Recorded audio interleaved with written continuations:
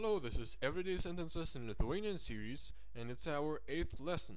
Kasdieniai užsiėmimai. Kasdieniai užsiėmimai. Everyday activities. If you hadn't watched any video from this series yet, check out the introduction video because there are some useful tips, explanations, and direct links to all of these other videos. Let's start our 8th lesson. Kada atsikeli? Kada atsikeli? When do you wake up? Kelti means to lift, and atsikelti to lift yourself up, literally, and wake up. It means wake up. Aš atsikeliu 7 valandą. Aš atsikeliu 7 valandą. I wake up at 7 o'clock. Pusė 8 valgau pusryčius. Pusė 8 valgau pusryčius. 7:30 I eat breakfast. Most often, almost always, it's always the case that people use 7:30, not 7:30, because you use the construction pusė 8. You use the word half and the genitive case of the number of the hour that will be. So 7:30, pusė 8. This is the genitive case, plural genitive. Remember that plural genitive always has u in ending. Geriu arbatą ir valgau sumuštinius. Geriu arbatą ir valgau sumuštinius. I drink tea and eat sandwiches. Sumuštiniai means sandwiches, and mušti means to beat, and sumušti means to beat up someone, and sumuštinis means a thing that was beaten up, and it means sandwich. So an interesting fact that it has something with the word beat. Or maybe when in the old times people made butter, they made the butter with special tools, beating, the so-called mušti, beating. They use special tools, and probably that's why sandwiches are called sumuštiniai, something that is beaten up, which because the butter is beaten up, and butter is always most often the ingredient of sandwiches. So that was a little bit of the digression. Okay, let's get back. Po to važiuoju į darbą. Po to važiuoju į darbą. After that, po to, literally, that means after that. Važiuoju į darbą. Next sentence. 6 valandą grįžtu namo. 6 valandą grįžtu namo. I get back home at 6 o'clock. Tada pasigaminu vakarienę. Tada pasigaminu vakarienę. Then I make dinner. Pasigaminti means to produce or make food, and pasigaminti to make for yourself. I make dinner for myself. Pasigaminti. It's a reflexive verb plus the prefix pa. Pasigaminti. To make dinner, to make breakfast, to make supper for yourself, not for others. That's why this verb is reflexive. Okay, next sentence. Vakare mėgstu žiūrėti televizorių. Vakare mėgstu žiūrėti televizorių. At night or in the evening, I like to watch TV. Televizorių. Vakare means in the evening. Not during the night, when everyone sleeps, but before the night. At night. In the evening.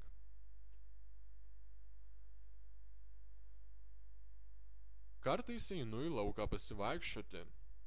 Kartais einu į lauką pasivaikščioti. Sometimes I go out for a walk.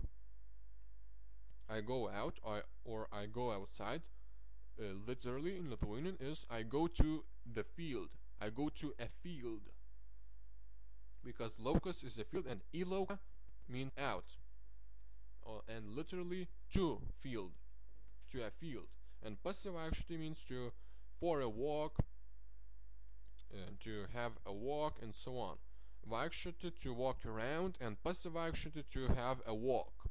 A reflexive verb with a plus the prefix pa, again, like in the previous slide. Next sentence. Dažnai vedžioju savo šunį. Dažnai parke vedžioju savo šunį. Two variants. I often get my dog for a walk. Or, I often get my dog for a walk in the park. Parke. Vedžioti means to get dogs for a walk, because vesti means to lead, and vedžioti to just to have your dog near yourself and to walk with him. Vedžioti, to lead him, literally.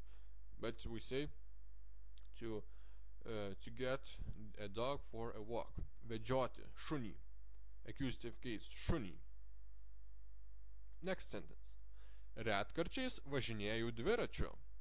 Retkarčiais važinėju dviračiu. Sometimes I ride my bike. I ride bike. Retkarčiais can also mean rarely, but we can translate it as sometimes also. Mėgstu skaityti knygas. Mėgstu skaityti knygas. I like to read books.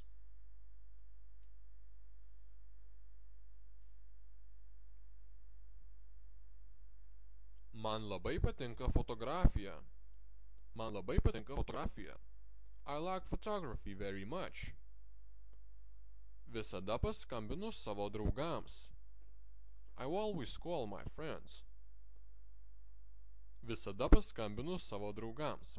Savo draugams is dative case. Draugams, dative case. Dative plural. Ams, ending. Draugams, for friends. For my friends, savo draugams. Because if you use the word skambinti, call, or paskambinti, finished action to call, skambinti, paskambinti, you must use the dative case to call for my friend. In English you don't use for, but in Lithuanian you use the dative case, which is just like the for construction with the preposition for in English, just like this, the dative case. Next sentence. Einu į kino teatrą. Einu į kino teatrą. I go to the cinema. Einu į teatrą. Einu į teatrą. I go to the theater. You see that teatras is the same word, and kino teatras is the theater of cinema. The theater of cinema.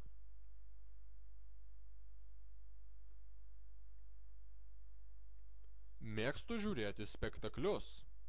I like to watch plays. Mėgstu žiūrėti operas. I like to watch operas. Man patinka siaubo filmai. Man patinka siaubo filmai.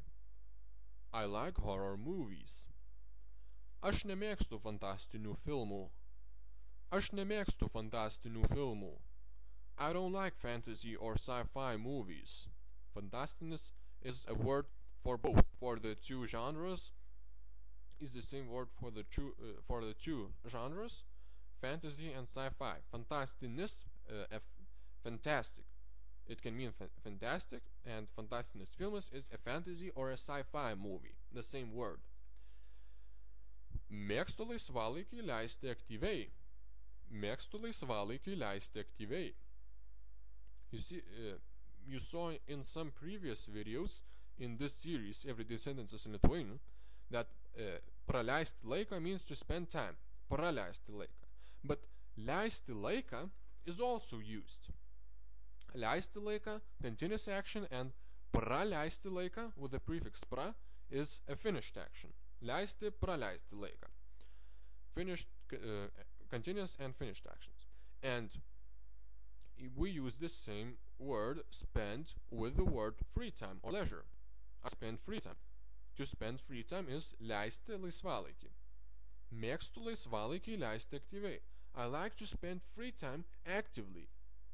And you put the word free time after the verb I like free time to spend actively, literally.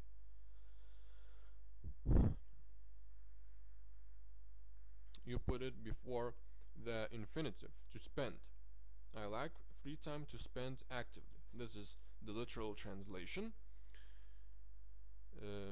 because the phrase is leisti laiką or leisti laisvalaikį. Praleisti laisvalaikį, praleisti laiką. Again, verbs with prefixes for continuous and finished actions.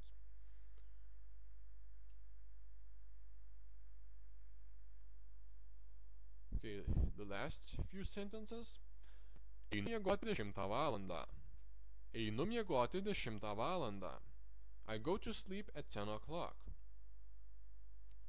Einu gulti 11 valandą. Einu gulti 11 valandą. I go to bed at 11 o'clock.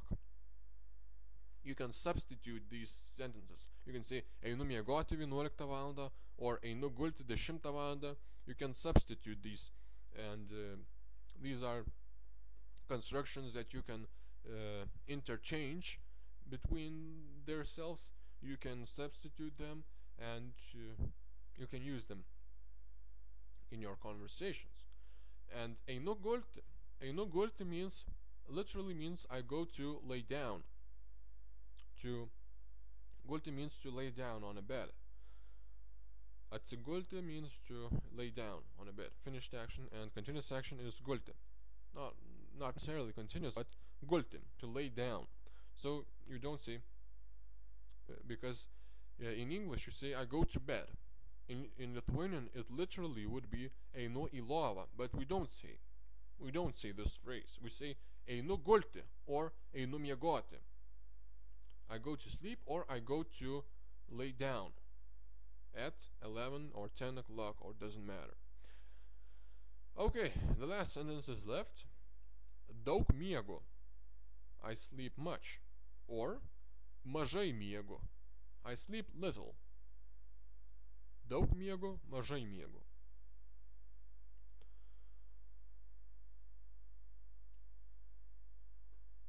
That was it for our 8th lesson.